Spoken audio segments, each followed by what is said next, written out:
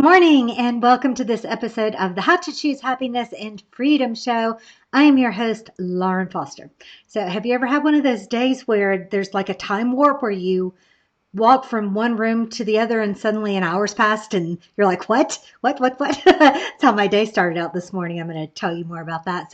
But first of all, our topic for this month is intention and attention. And we're delving into all the little different bits and pieces of what that exactly is and exactly how it works. And today our topic is the Abraham Hicks process. Wouldn't it be nice? And I've already put the link to that book, which is like my favorite law of attraction book of all time. It's called Ask and It Is Given. Everyone should have this book and use it as their Bible. Whenever I start to find myself slipping away from the edge of being happy and free on purpose, I refer back to these and I remind myself that I'm creating my day and that the way I feel is an exact determination of what is happening. So this morning I was the first. It's very important to surround yourself with things that make you happy so that when you are living your life on purpose, make it so that when you wake up in the morning, there's always something there that is going to be nice and awesome and fun for you.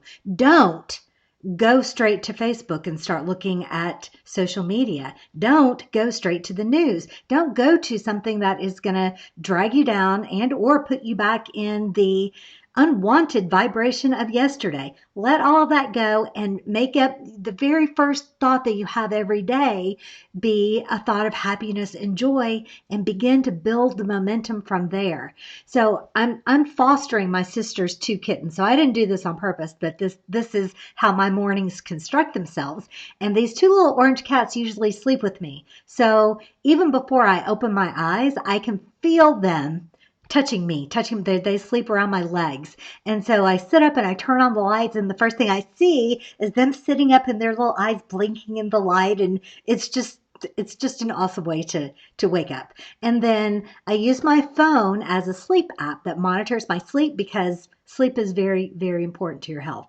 In case I haven't ever said that before. I have, but maybe you didn't hear it. So sleep is really, really important. So I'll turn off the alarm, which I never really use. I set it at 7:30 because my dog needs medicine at 7:30. But I usually wake up way before that. But I wake up when my body is ready to wake up, which is the way I've designed my life. That's being happy and free. That's being able to go to sleep when your body's ready to sleep and waking up when your body's done sleeping. What a perfect example of a simple way to appreciate things. And so when I looked at my app this morning, I slept exactly 8 hours with 8 hours and 1 minute with 99% efficiency. So I already knew I had a great night's sleep because I felt great, but I had this awesome little representation that says, yeah, girl, you did. You got a great night's sleep. You're doing things great. Keep it up. Giving yourself credit for even the littlest things and finding joy in even the littlest things. Okay, so moving on with my morning, I started to do my Playshop exercises, which if you have not started this, please do. Please do. You'll begin to see changes in your life this very day. You will have a better night's sleep tonight if you start today and start with step 5. And then in the morning, start back with step 1. So the link is in this post. It's behappyfirst.org/journal playbook. So just go there and join the Be Happy First tribe and get in this workshop. It won't take you very long to do it.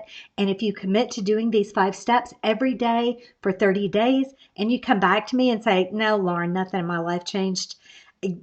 Yeah, there's just no way that's going to happen. So prove it to yourself. My words will never teach you. But if you make up your mind that okay, I'm going to have an open mind. I'm going to have the mind of a child, and I'm going to try these 5 exercises and see if there's any truth to this. Prove it to yourself. Prove it to yourself through your own experience. All right, so anyway, step 1 is to choose your magic orchid for the day. And if you haven't done this yet, your magic orchid is just a thought, a memory, a person, a place, a thing, a dream, any thought that always makes you smile. And this morning, I had my first time warp thing. It's like I was playing with my magic orchid, and suddenly 15 minutes had passed because I got all caught up in all of these cool memories that I was thinking about. I've reconnected with some people from my past lately, and so I was remembering some awesome times that I had in Guatemala and some awesome times that I had in college. And I'm always thinking about my pets and my nieces and nephews, and my niece Allison wound up being the winner of my magic orchid for today because she's in her 20s now, but all I have to do is bring a picture of her face into my mind, and I'm flooded with all of these awesome, fun, sweet memories from her whole life, from when she was a happy, sweet, fat little baby to learning every word to every song in The Lion King, and how she would say, it's a problem-free philosophy. It's little memories like that all the way up until now, because we're still very close and very connected. And so just the picture of her face in my mind will make me smile and make me feel amazing no matter what else might be happening. And so do this. Really milk all of the benefit that there is from these 5 steps. And I promise you're going to start to feel happier and freer every single day. And it just gets better and better and better. And at the end of 30 days, you're going to be so in love with how you feel that you will never let this go. You will hang on to this play and these exercises and these ways of living your days on purpose forever. I promise. All right. So finding joy in simple things, that it's, so I'm wearing a shirt. This shirt I got on a sailing trip with my best friend. And when I'm picking out clothes in the morning, I'm like, oh, my sister gave me this shirt. And, then I remember my sister, who I love so much, and my best friend Maggie, who always takes me with her on great adventures. And this was one of them. And I bought this shirt, and I'll keep this shirt forever, just because it's just a simple little t-shirt, but it has tremendous value to me and my spirit and the way I choose to look at it. So choose your first thoughts of the day the way you want the rest of the day to go on, because you know what? You are a fortune teller. I'm a fortune teller. Every single one of us can predict our future based on our built-in GPS system, which is how we feel. So if you will pay attention to how you're feeling right this minute, you're going to attract things that feel and look and vibrate just like that. So if you are irritated and annoyed and ornery, which is my favorite teacher, Esther Hicks and the Abraham Hicks, she uses the word ornery a lot, you're going to attract things that look like that. And that's just the way the law of attraction works. Now, so that's the bad news. But the good news is you're the master of how you feel. So use this guidance system that you have and change the way that you're looking at things so that the way you feel changes, so that you begin to attract things that are what you want. So this is why no does not mean no. If you look at something that you love and appreciate and think is amazing, and you say, yes, I like that, I want more of that, you are sending a strong signal to the universe, yes, I want more things like that. However, if you look at something that you don't like and you shout no at that, the universe hears that you want more of that, because what you've done is you've made yourself look like that unwanted thing and vibrate like that unwanted thing. And the universe assumes that that's what you want more of. So if you're giving your attention to it, wanted or not, that's what you're going to get. So one of the quickest and easiest ways to start allowing the things that you want. Now remember, you've been asking your whole life, every thought, every dream, every wish, every bit of pain has been telling the universe what it is that you want. The universe knows, and the universe is delivering. So the work comes into you allowing all of that in. If you're not getting what you want, it's not because you're not worthy. It's not because you don't want it enough. It's not because you're not focusing enough. It's probably because you're focusing too much. You're trying too hard, and you are coming at the things that you want from a place of not having it, which is the opposite of the place of having it. So when you're on your knees pleading and begging for the universe to bring you your lover so you can finally be happy, you're in the vibration of not having your lover, of not having your soulmate, and your soulmate can never come when you are in that vibration.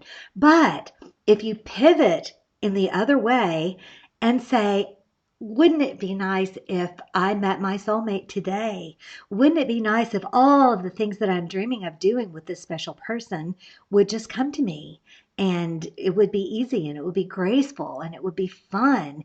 And you get yourself in the feeling place of already having this magical lover.